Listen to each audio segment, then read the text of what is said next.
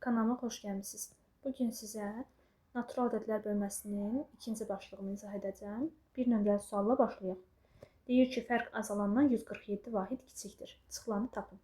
Biz bilirik ki, azalan çıxılsın çıxılan bərabərdir fərqimizə. Yəni, bizim fərqimiz azalanımızdan nə qədər kiçik olur? Çıxılanımız qədər. Bu deməkdir ki, çıxılanımız elə 147-yə bərabərdir. Doğru cavab olur B variantı. 2 nömrəli suala baxaq.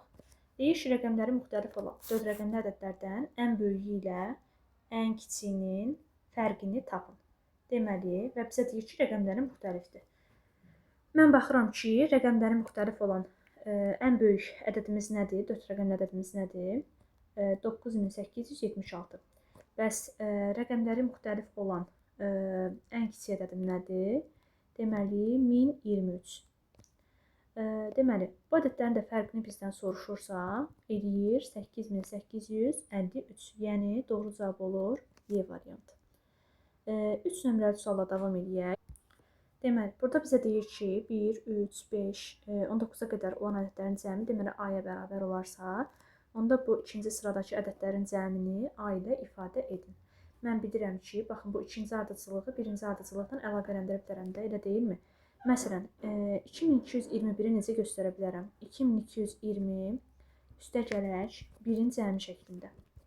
Daha sonra 2223-ü 2220 ilə 3-ün cəmi şəklində göstərirəm. Sonra, deməli, 2225-i 2220 üstəgələk 5 şəklində göstərirəm. Üstəgəl 2239 isə 2220 üstəgələk 39-un, daha doğrusu 19-un cəmi şəklində göstəririk. Və indi mən buradakı ədədlərin cəmini tapmaq istəsəm, onsuz da 1, 3, 5, 19-a qədər olan ədədlərin cəmini bilirəm də A-dır.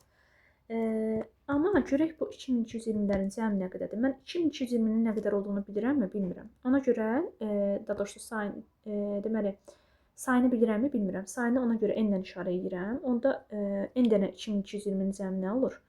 2220 vurulsun n. 1, 3, 5, 19-un cəmi də bizə verilib A. İndi gəlin bu n-i tapaq. N nədir? Bizim baxın bu ardıcıllığımızdakı ədədlərin sayı olacaq. Deməli, n-i tapmaq üçün nə edirəm? Bu görürəm ki, ədəd ardıcıllıq. Niyə? Çünki ədədlər hamısı 2-2 artır. Bu ardıcıllıqdakı hədlərin sayını tapmaq üçün nə edirəm? Ən böyük ədəddən, yəni 19-dan çıxıram ən kiçik ədədimi, yəni 1-imi bölürəm. Bax, bu ədədlər neçə artır? 2-2 artır. Bölürəm 2-yə, üstə gəlirəm 1. Deməli, bu da edir 9 üstə gələk 1, yəni 10. Onda bu ardıcıllıqdakı ədədlərin cəmini tapmağa görə n-in yerinə 10 qoyaq. Nə olur? 2220 vurulsun 10 üstə gələk A. Yəni 22200 üstə gələk A. Doğru cavab olur C bəndi. Deməli, 4 nömrəli suala davam edək. Deməli, burada bizə 3, 7, 11, 27-yə qədər bunların cəmini bizə verib A və deyir ki, ikinci ardıcıllıqdakı cəmi A ilə ifadə edək. Yenə də, baxın, bu iki ardıcıllığı bir-birinə bir dənə əlaqələndirək. 233-ü mən 230 üstə gələk 3 şəklində yaza bilərəm. 237-ni 230 üstə gələk 7 şəklində yaza bilərəm. 241-i də 230 üstə 11. Sonra 257-ni 230 üstə gələk 27 şəklində yaza bilərəm. Burada görürük ki, baxın, bu birinci ardıcıllığımıza aiddir. Baxın, bu 3, 7, 11, 27-yə qədər olan ədədlər. Deməli, bu cəmi tapmağa görə mən bilirəm ki, burada 230-dan n dənədir. İndi n-i tapacaq. 3, 7, 11, 27-yə qədər olanların da cəmini bizə A verib. Deməli, bizə lazımdır ki, bu n-i tapaq. N tapmaq üçün də neynədik? Ən böyük ədədimizdən ən kiçik ədədimizi çıxdıq. Böldük bu ədədlərin arasındakı fərqə. Neçə artır? 4 artır da. Üstünə gəldik 1. Yəni, 6 üstə gələk 1 eləyəcək 7. Neynirəm? N-in yerinə aparıb burada 7 qoyuram.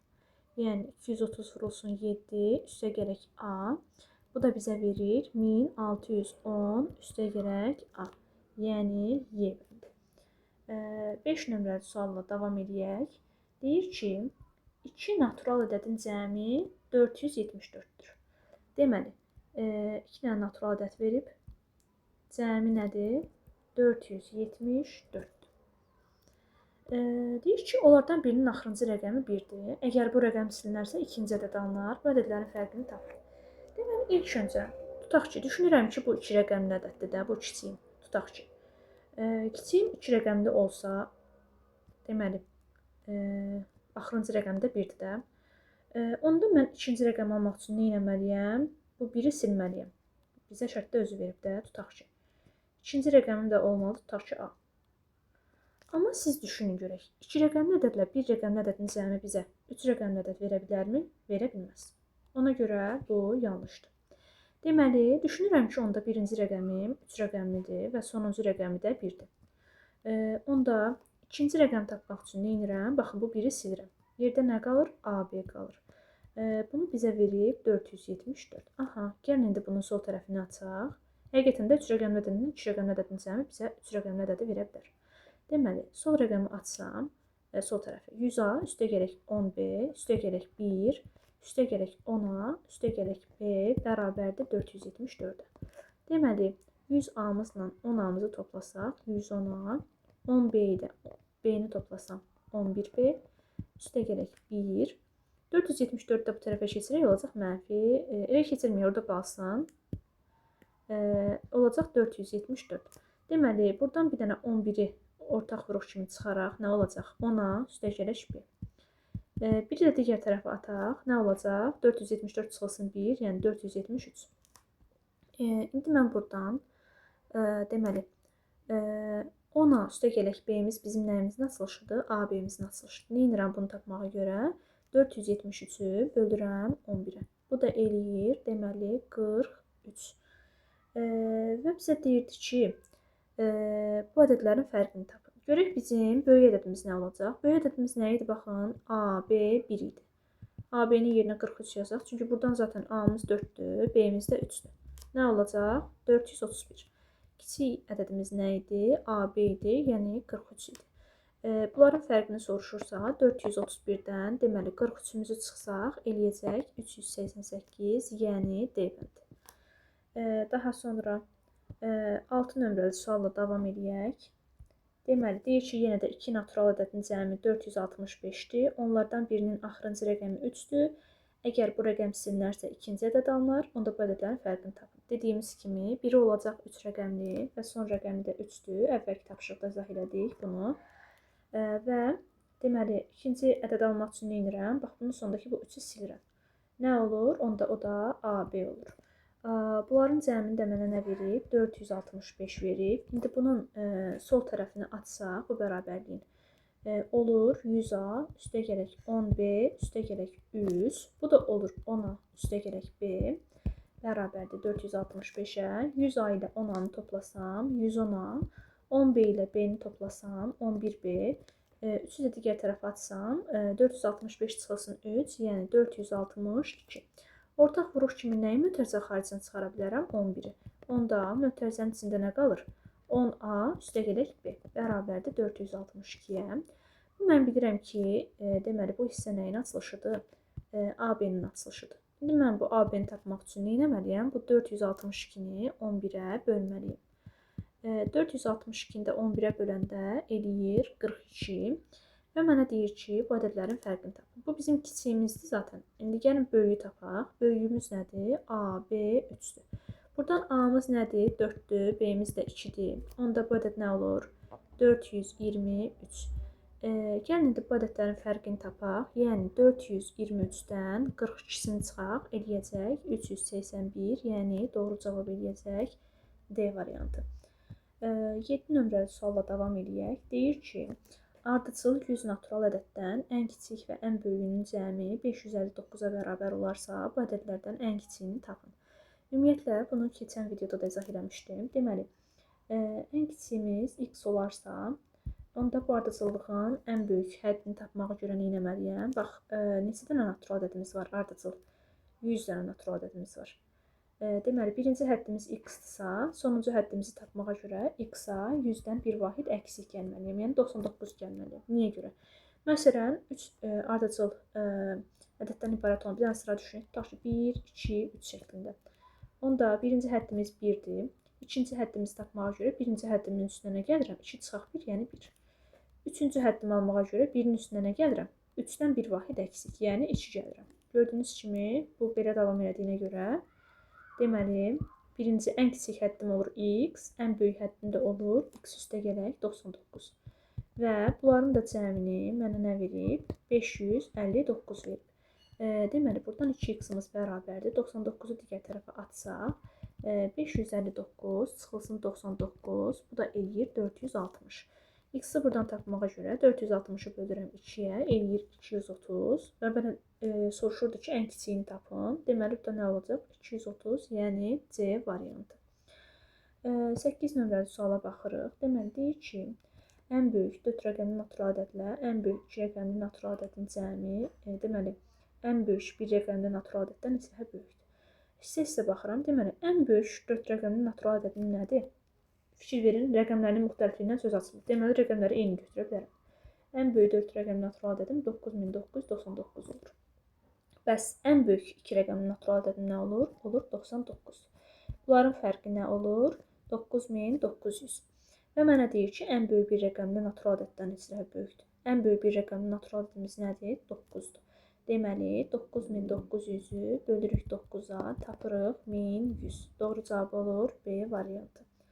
9 nömrəli sualla davam edək. Yenə ən böyük 5 rəqəmli natural ədəd deyir. Deməli, nə olacaq? Baxın, 99999. Və bundan ən böyük 2 rəqəmli natural ədəd nədir? 99-dur. Fərqi nə eləyir? 99900. Görək bu 99900 ən böyük bir rəqəmli natural ədəddən neçə dəfə böyükdür? Ən böyük bir rəqəmli natural ədədimiz nədir? 9-dur. Bunu 9-a böləndə eləyir 11100. Yəni, doğru cavabımız olur A variantı. Deməli, 10 nömrəli sualla davam edək. Deyir ki, cəmi 2500 olan 2 natural ədəd. Deməli, 2 dənə natural ədədim var. Cəmlərim bizə nə verib? 2500 verib. Deyir ki, 2 natural ədəddən birinin sonuna 7 rəqəmini əlavə edib, digərinin sonundan 6 rəqəmini sildikdə alınan ədədlər böyük olur. Tutaq ki, deyirəm. Düşünürəm ki, ən kiçiyim nədir? Tutaq ki, kiçiyim nədir? A-dır. İndi yazıram bura, tutaq ki, ən kiçikdir. İndi bunun sonuna 7 əlavə eləsəm. 7 əlavə eləsəm. Və digər 3 rəqəmli ədədindən, yəni ən böyük ədədimin sonundan da 6-nı silsəm, bu ədədlər bərabər olur. Onda mənim ən böyük ədədim nə olur? A7, 6. Niyə? Baxın, 6-nı silsəm nə olur? A7, A7. Yəni bərabər olmuş olur. Amma görək bizim, sizcə bir rəqəmli ədədlə mən 3 rəqəmli ədədi toplasam, 4 rəqəmli ədəd ala bilərəmmi? Ala bilmərəm. Ona görə də bunu silirəm. Düşünürəm ki, ən kiçiyim nədir? Tutaq ki, kiçik ədədimiz 2 rəqəmlidir, yəni AB-dir, düşünürəm. Deməli, bunun sonuna 7 əlavə eləsəm, AB7 və böyük rəqəmin sonundan da 6 silsəm, bu ədədlər bərabər olur. Onda böyük ədədim nə olur? Deməli, AB 7, 6. Niyə baxın? 6-nı sildim, bunlar bərabər oldu mu? Bərabər oldu. İndi düşünürəm. 2 rəqəmli ədədlə 3 rəqəmli ədədi toplasam, daha doğrusu 4 rəqəmli ədədi toplasam, 4 rəqəmli ədəd alaramı? Alaram. Deməli, elə mənim ən kiçiyim. Deməli, kiçiyim budur, böyüyüm də budur. Və bunların da cəmini bizə nə verib? Verib 2500. Deməli, buranı açım, 10A, üstə gələk B, üstə gələk. Deməli, 1000A, üstə gələk 100B, üstə gələk nə? 70, üstə gələk 6, bərabərdir 2500-ə. Deməli, 10A-mızla 1000A-mızı toplasaq, eləyəcək, deməli, 1000, deməli, daha doğrusu 10A-mızla 1000A-mızı toplayanda 1010A. 100B-imizlə B-mizi toplasaq, 101B. Bu da 76 eləyir, digər tərəfə atanda mənfi 76 olur da, yəni 2500 çıxılsın 76.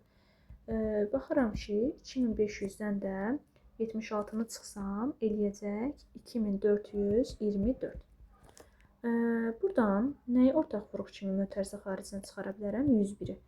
101-i mötərizə xaricinə çıxarsam, mötərizə içində qalacaq 10a üstə gələk b bərabərdir 2424-ə. Buradan da 10a üstə gələk b-mizi tapmaq üçün nə edirəm? 2424-ü bölürəm 101-ə. Bu da bizə verir 24. Və mən bilirəm ki, bu nəyin açılışıdır? AB-nin açılışıdır. AB-miz bərabərdir 24-ə. Bu da mənə deyir ki, həmin natural ədədlərdən kiçiyinin rəqəmləri cəmini tapın. Deməli, kiçiyimiz nə idi? AB idi, elə deyilmi? AB-ni nə tapdım? 24 tapdım. Bəs bunun rəqəmləri cəmi nə olacaq? 2 üstə gələk 4, yəni 6. Doğru cavab olacaq A bəndi. Daha sonra 11 nömrəli suala baxırıq. Deyir ki, A, B, C natural ədədləri üçün AB-miz bərabərdir 23 və BC-miz bərabərdir 11 olarsa, A üstə gələk, B üstə gələk, C cəmini tapın. Deməli, mən burada nə görürəm? Görürəm ki, bu 23 ilə 11 necə ədədlərdir? Qarşılıqlı sadə. Niyə qarşılıqlı sadədir? Çünki ortaq vuruqları yoxdur. Bundan başqa görürəm ki, burada hər ikisində ortaq vuruğumuz nədir? Baxın, bu B-dir. Qarşılıqlı sadə ədədlərin ortaq vuruğu nə ola bilər? 1 ola bilər də. İçində çünki başqa ortaq vuruqları yoxdur. Onda B-miz onsuz da 1-dir. Bunu bilirik. B-miz 1-dirsə A-nı tapmaq üçün nə edirəm? 23-ü 1-ə bölərəm. Eləyər 23. Bəs burada C-ni tapmağa görə nə edirəm? 11-i bölərəm 1-ə. Eləyəcək bu da 11. Onda bunların cəmi nə eləyir? 1 üstə gələk 23 üstə gələk 11. Yəni 24 üstə gələk 11. Yəni 35. Daha sonra 12 nömrəli sualla davam edək. Deyir ki, yenə də A, B, C natural ədədləri üçün A, B bərabərdir 19, B, C də bərabərdir 7 olarsa, A üstə gələk, B üstə gələk, C cəmini tapın. Yenə 19 ilə 7 qarşılıqlı sadə ədədlərdir. Burada ortaq vuruq kimi B-miz var. Hər ikisində nə ola bilər? 1 ola bilər də. B-miz 1 olur onda. A-mız nə olur? 19 bölək 1, yəni 19. C-miz nə olur? 7 bölək 1, yəni 7. Bunları da cəmləsək, 19 üstə 1 üstə 7, yəni eləyər 27. Daha sonra 13 nömrəli sualla davam edək. Bizə deyir ki, X, Y, Z natural ədədlərdir. 7Y-miz bərabərdir 8Z-ə. Və X-in də bərabərdir 2Z-ə. Mənə deyir ki, X üstə gələk, Y üstə gələk, Z cəminin ən kiçik qiymətini tapın. Ümumiyyətlə, uşaqlar, mən buradan nə tapa bilərəm? Baxın, bu tənasübdən nə tapa bilərəm? Y-miz olacaq, Z-in əmsalı 8-dir, yəni 8K olacaq. Bəs Z-imiz nə olacaq? 7K olacaq. Və aşağıda görürəm ki, X-imiz nədir? 2 dənə Z-imizə bərabərdir. Elə deyilmi? Z-in yerinə nə tapmışdıq? 7K yazmışdıq. 7K-nı yazaq, onda 2 vuraq 7K olacaq 14K. Onda X üstə gələk, Y üstə gələk, Z cəmimiz nə edir? 8K üstə gələk 7K üstə gələk 14K. Bura yazım. Deməli, ortaq vuruq hamısında nə var? K var. Bir dənə K-nı çıxarım. 8 üstə 7 üstə 14, yəni 15 üstə 14, 29K olacaq. Və mən burada K-nı təbii ki, bu cəmin ən kiçik olması üçün K-nı ən kiçik götürməliyim. K-nı 0 götürə bilmərəm. Niyə? Çünki X da, Y da, Z də naturaldır. K-nı 0 götürsəm, bunlar 0 olur. 0 natural ədəd deyil axı. Onda K-nı 1 götürürəm. Bu cəmdə nə olur? 29 vuraq 1, yəni 29. 14 nömrəli sualla davam edək. Deməli, deyir ki, X, Y, Z natural ədədlərdir. 4Y-miz bərabərdir 7Z-ə. X-imiz də bərabərdir 3Z-ə olarsa, X üstə Y üstə Z cəminin ən kiçik qiymətini tapın. Buradan mən tapıram ki, Y-miz 7K-dır.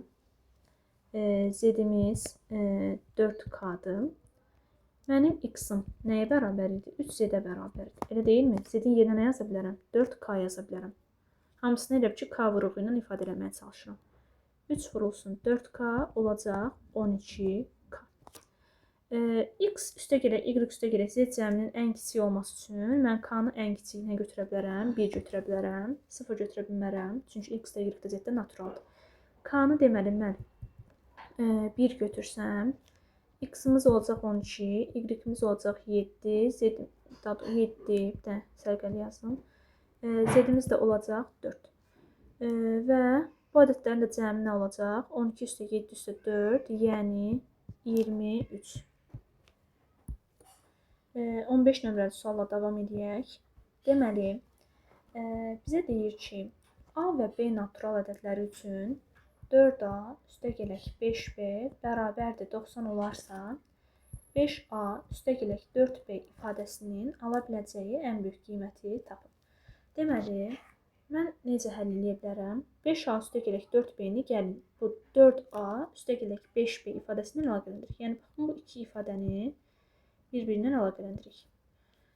Deməli, mən 5A üstəgələk 4B ifadəsini almaq üçün bu 4A üstəgələk 5B ifadəsinin üstünə hansı ifadəni gəlməliyim? Baxın, 5A-nı almaq üçün 4A-mızın üstünə gələrik A-mızı. 4B-mizi almaq üçün 5B-mizdən çıxarıq B-mizi. Deməli, mən bu 5A üstəgələk 4B-dən 4B-ni elə ki, bu 4A üstəgələk 5B ifadəsindən almaq üçün həmin ifadənin üstünə A çıxaq B-mizi gəlməliyik. Və mən bildirəm ki, 4A üstəgələk 5B-ni bizə nə verib? Verib 90. 90 yazım yerinə. 90 üstəgələk A çıxılsın B. Aha, bu ifadənin mən qiymətini ən böyük tapmaq üçün 90-ımız sabitdir onsuz da burada. Bunun ən böyük qiyməti üçün nə olmalıdır? A çıxaq B-miz ən böyük olmalıdır. Bəs bu fərqin ən böyük olması üçün nə olmalıdır? A-nı biz ən böyük götürməliyik və B-mizi də ən kiçik götürməliyik. Və misalın şərtində qeyd olub ki, A və B natural ədədlərdir.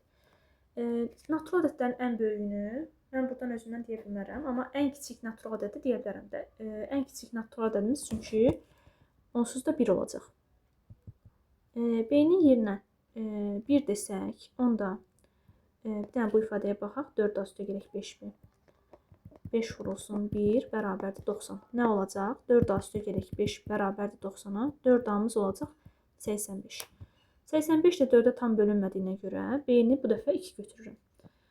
Deməli, B-ni 2 götürsəm, 4A üstəgələk 5 vurulsun 2 bərabərdir 90-a.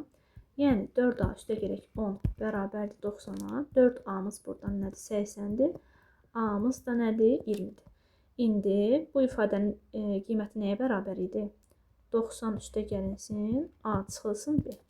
90 üstə gəlinsin, A-nın yerinə yazıram 20, B-ni də yerinə yazıram 2. Yəni 90 üstə gələk 18, eləyəcək 108. Keçirəm 16 nömrəli misala. Deyir ki, A və B natural ədədlər üçün yenə də 6A üstəgələk 7B bərabərdir 103 olarsa, 7A üstəgələk 6B ifadəsinin ala biləcəyi ən böyük qiyməti tapın. Neynirəm? Yenə də baxın, bu 2 nə oldu buna? Deməli, yenə də yazım. 7A üstəgələk 6B. Deməli, elə bir ki, bu 2 ifadəni gəlin bir-biri ilə əlaqələndirək. Necə əlaqələndirirəm? Görün mən 7A üstəgələk 6B-ni tapmağa görə bu 6A üstəgələk 7B ifadəsinin üstünə hansı ifadəni gəlməliyim? Aha, bilirik ki, onsuz da A-larla A-ları, B-lərlə də B-ləri toplamaq və yaxud da fərqlərini tapmaq olur da. Onda mən 6A-nın üstünə nə gəlim ki, 7A əldə edeyim? A, təbii ki də. Bəs 7B-dən 6B-ni almaq üçün nə etməliyəm? B-ni çıxıram. Deməli, buradan da 6A üstəgələk 7B-ni onsuz da bizə buradan veriblər ki, 103-dür. Deməli, yerinə yazıram 103, üstəgələk A çıxılsın B. Deməli, bu ifadənin yenə də ən böyük qiymət alması üçün A çıxıq B-miz də ən böyük olmalıdır da. Buna görə də A-nı ən böyük götürməliyəm, B-ni də ən kiçik götürməliyəm. Deməli, ən kiçik nə götürürüm? Tutaq ki, 1 götürürüm. Ən kiçik natural ədədim 1-dir də. Yoxlayım. Deməli, 6A üstəgələk B-ni yerinə yazın 1 bərabərdir 103-ə. Onda 6A-mız bərabərdir 100 çıxılsın 7-yə, yəni 96-ya. A-mız da nə olur? 16 olur. Deməli, ikisini də tapdıq. Gətirək indi qoyaq bu ifadənin yerinə. 103 üstəgələk A çıxaq B. Deməli, 103 üstəgələk 16 çıxılsın 1, yəni 103 üstəgələk 15, 118. Keçək 17 nömrəli sualımıza. Deyir ki, A və B ədədləri üçün uyğunluğu müəyyən edin. Birinci deməli variantımızda nə deyir? A, B çıxılsın B, A bərabərdir 3A çıxılsın 2B-yə. Deməli, sol tərəfi açsam, 10A üstəgələk B çıxılsın 10B çıxılsın A bərabərdir 3A çıxılsın 2B-yə. 10A-mızdan A-mızı çıxsaq, olacaq 9A. B-mizdən 10B-mizi çıxsaq, mənfi 9B bərabərdir 3A çıxılsın 2B-yə. A-larımızı bir tərəfə keçirək, B-lərimizi bir tərəfə keçirək. Nə olacaq? 9A çıxılsın 3A bərabərdir mənfi 2B üstəgələk 9B-yə. Burası olacaq 6A, sağ tərəfi də olacaq 9B çıxıq 2B, yəni 7B. İndi baxıram, A-mız buradan yenə də 7K-dır, B-miz də 6K-dır. K-mıza 1 desək, nə olur? A-mız 7 olur, B-miz 6 olur.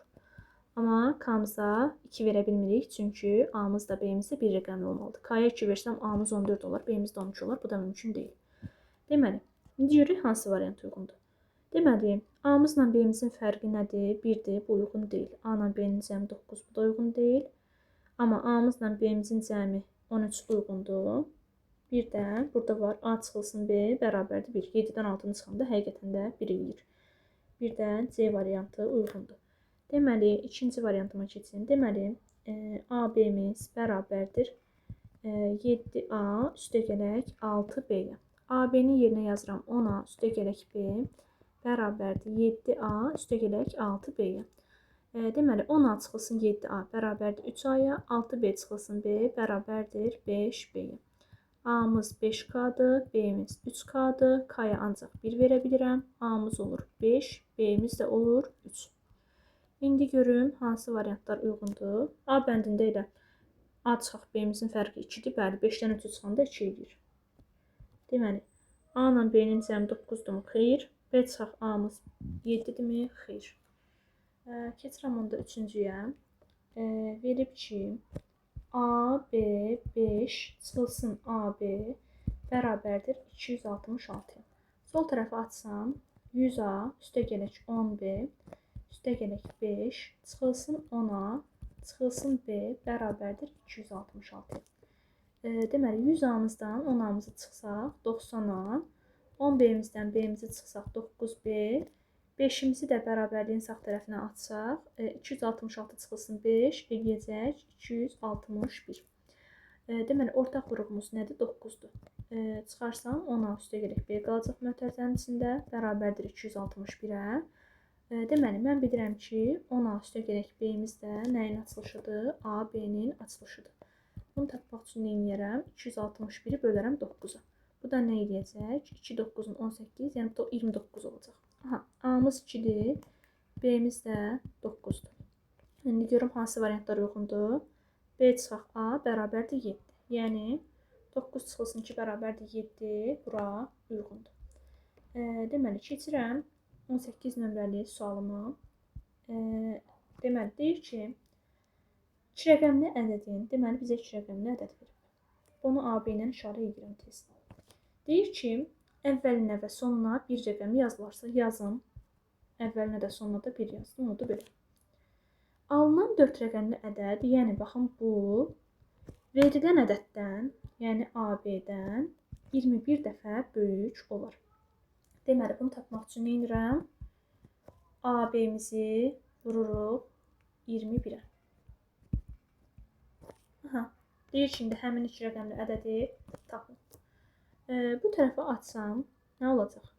1000 üstəgələk 100A üstəgələk 10B üstəgələk 1. bərabərdir. AB-ni atsam 10A üstəgələk B. Bir də nə var? Vurulsun 21 var. Aha, 1000 ilə 1-i toplasam 1001 üstəgələk 100A üstəgələk 10B bərabərdir. 21-i içəriyə vursam 210A üstəgələk 21B. Deməli, hamısını dəyişənləri bir tərəfə, rəqəmi də bir tərəfə keçirsək nə olacaq? Deməli, 100A üstəgələk 10B çıxılsın 210A çıxılsın 21B bərabərdir. 1001-i də digər tərəfə keçirsəm mənfi 1001. Deməli, 100A-mızdan 210A-mızı çıxsaq, mənfi 110A. 10B-dən, deməli, 21B-ni çıxsaq, mənfi 11B. Bərabərdir mənfi 1001-ə. Deməli, mənfini atsaq, 110A üstəgələk 11B bərabərdir 1001-ə. Ortaq vuruq kimi nə var? 11 var. 11-i çıxarsam, içəridə qalacaq 10A üstəgələk B bərabərdir 1001-ə. Buradan da 10A üstəgələk B-ni tapmaq üçün nə edirəm? Deməli, 1001-i bölürəm 11-ə. 1001-i də 11-ə böləndə 91 alaram və bu da bilirəm ki, 10A üstəgələk B-miz nəyin açılışıdır? AB-nin açılışıdır. AB-ni nə tapmış oluram? 91 tapmış oluram. Deməli, 19 nömrəli suala keçirəm. Deyir ki, 2 rəqəmli ədədin, yenə də AB ilə işarə edeyim. Əvvəlinə və sonuna 2 rəqəmi yazılarsa, yazın. Alınan 4 rəqəmli ədəd, baxın, yəni bu. Verilən ədəddən, yəni AB-dən, deməli, 32 dəfə böyük olar. Bərabərdir, AB-dən 32 dəfə böyük nə deməkdir? AB vuraq 32. Deməli, həmin 2 rəqəmli ədədi tapın. Deməli, yenə bu tərəfə açın. 2000 üstəgələk 100A üstəgələk 10B üstəgələk 2 bərabərdir. 10A üstəgələk B vurulsun 32. Deməli, 2002 üstəgələk 100A üstəgələk 10B bərabərdir 320A üstəgələk 32B-yə. Deməli, 100A üstəgələk 10B, deməli, dəyişənləri bu tərəfə keçirsəm nə olacaq? Mənfi 320A, mənfi 32B, 2002-ni də digər tərəfə keçirsəm mənfi 2002. Deməli, 100A-mızdan 320A-mızı çıxsaq, mənfi 220A, 10B-mizdən 32B-mizi çıxsaq, mənfi 22. Deməli, B bərabərdir mənfi 2002-yə. Mənfini atsaq, 220A üstəgələk 22B bərabərdir 2002-yə. Ortaq vuruq kimi nəyi çıxarıram? 22-ni çıxarıram. İçəridə qalır 10A üstəgələk B bərabərdir 2002-yə. Buradan da 10A üstəgələk B nəyin açılışıdır? AB-nin açılışıdır. AB-ni tapmaq üçün nə edirəm?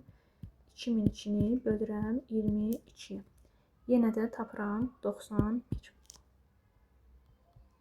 Deməli, keçək 20-ci misala. Deyir ki, 50 manat pulu olan Akif. Deməli, bunun 50 manat pulu var.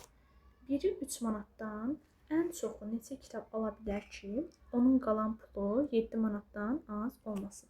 Deməli, onun alacağı kitabların sayına mən X ilə işarə edirəm və düşünürəm. Əgər bir kitabın qiyməti 3 manatdırsa, X dənə kitabının deməli, qiyməti nə olacaq? X-i vuraram 3-ə, bunu tapmağa görə. Deməli, məsələn, düşünək ki, kitabın biri 2 manatdandırsa, 3 dənə kitaba mən nə qədər pul verirəm? Necə taparam? 3-ü vuraram 2, eləyər 6. Burada da 3-ü vururam kitabların sayına, yəni X-a. Bu, elə bir ki, Akifin xərclədiyi pulun miqdarıdır. Və Akifin 50 manat pulu var idisə, xərclədiyi pulu, deməli, Akifin qalan pulunun sayını necə taparam? Ümumi pulundan xərclədiyi pulu çıxaram. Elə deyilmi? 50 çıxılsın 3x. Və mənə nə deyir? Deyir ki, qalan pul 7 manatdan az olmasın. Bu nə deməkdir? Yəni 7 manatdan ya çox olsun, ya da 7 manata bərabər olsun. Deməli, bu bərabərsizliyi aldım. Buradan mən 3x almaq üçün nə edirəm? Deməli, mənfi 3x-imiz böyükdür, bərabərdir 7, çıxılsın 50-yə. 50-ni çünki digər tərəfə atanda mənfi 50 oldu. Onda mənfi 3x-imiz böyükdür, bərabərdir mənfi 43-ə. Hər tərəfi mənfiyə vursam, 3x-imiz kiçikdir, bərabərdir 43-dən. Hər tərəfi 3-ə bölsəm, x-imiz kiçikdir, bərabərdir 43 bölünsün 3, edəcək 14, yəni qalıq 1. Və bu mənim elə bil ki, nə idi? X-in kitablarımın sayıdır. Bu bərabərsizlikdən görünür ki, X-im əgər 14-dən kiçik ya da 14-ə bərabərdirsə, yəni qalıqımız da budur. Kitabların sayı ən çox nə ola bilər? Təbii ki, ən çox 14 ola bilər. Deməli, keçirəm 21-ə. Deyir ki, 40 manat pulu olan Arif biri 2 manatdan ən çoxu neçə kitab ala bilər ki, onun qalan pulu 5 manatdan az olmasın. Deməli, yenə də kitabların sayını mən x-la işarə edirəmsə, birinin qiyməti 2 manatdırsa, ümumi məbləğ, yəni xərclənəcək məbləğ olacaq 2x. Əgər Arifin 40 manat pulu varsa, mən Arifin qalan pulunun sayını tapmağa görə nə etməliyəm? Ümumi pulundan, deməli bunu bir dənə yuxarıdan yazdım. Ümumi pulundan, yəni baxın bu 40 manatdan xərclədiyi pulun miqdarını çıxmalıyam. Onda mənim deyir ki, yerdə qalan pulu 5 manatdan az olmasın. Yəni ya 5 manatdan çox olsun, ya da 5 manata bərabər olsun. Buradan mənfi 2x-imiz böyükdür, bərabərdir. 40-ı digər tərəfə atsaq, 5 çıxılsın 40. Mənfi 2x-imiz böyükdür, bərabərdir mənfi 35-dən. Hər tərəfi mənfiyə vursam, 2x-imiz kiçikdir, bərabərdir 35-dən. Yəni mənfiyə vuranda bərabərliyin işarəsi əksinə dəyişir. Buradan da hər tərəfi 2-yə bölsəm, x-imiz kiçikdir, bərabərdir 17. 17-miz tamdır, qalığımız da 1-dir. Mənim elə bil ki, kitablarımın sayıdırsa. Ən çoxu 17-yə bərabər ola bilər və yaxud da 17-dən az ola bilər. Ən çoxu 17-yə bərabər ola bilərsə, təbii ki, onda Arif ən çoxu 17 kitab ala bilər. Deməli, bu bölməmiz elə 21-ci suala qədər idi. Uşaqlar, əgər videonu bəyəndinizsə, kanala abunə olmağı və videonu bəyənməyi unutmayın.